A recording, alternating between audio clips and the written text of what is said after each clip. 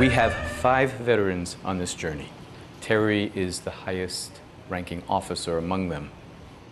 Terry was an Army infantry captain in the Central Highlands. He was in some of the most monstrous fighting that's been reported from the Vietnam War, and as an infantry captain he was in charge of an entire company. We got sent into the NBA strongholds to get them into a fight, you know, so we could clobber them with the air and artillery. So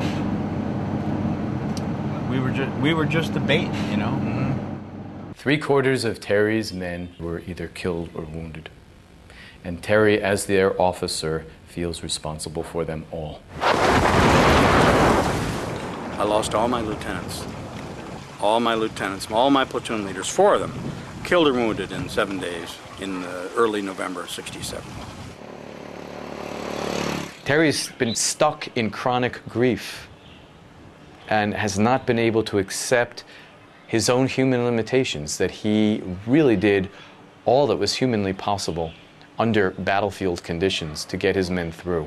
The only way to stay alive was to do what you do when you're at war, is to kill. We used to sing in the morning, you know, the Jody songs, you know, kill, kill, rape and pillage, F the women, burn the village, we are rangers, one and all. We are rangers, big and tall. Woo, baby! Yep, that's how we trained. So for him, this trip was to let go of that trained killer persona and self-forgiveness for him. He had been working on it with psychotherapists prior to being admitted into a treatment program. However, he really didn't know how he could ever fully be forgiven. Of all the things, the choices I made, I have real problems accepting that I did this. How can I be? God.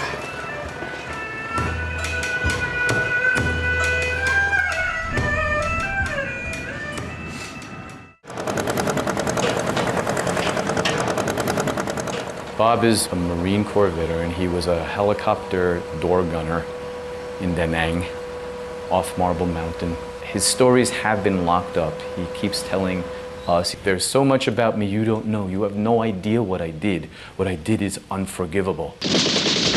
I used to serve on the right-hand side of that bird. We did a lot of extractions and intrusions, and we did lots and lots of medvacs. As a helicopter door gunner, Bob was responsible for the deaths of hundreds of people. Bob was free to fire at anything that moved. Not only shot enemy soldiers, but civilians, water buffalo, and everything down below. We didn't think about it, we just did it, we reacted. That's the only way to say it, we reacted. It's like you're standing outside your body, that wasn't you.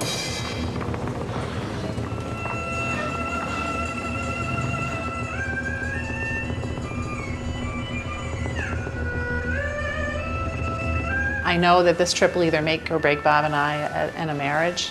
He's not a bad guy, he's a really good guy.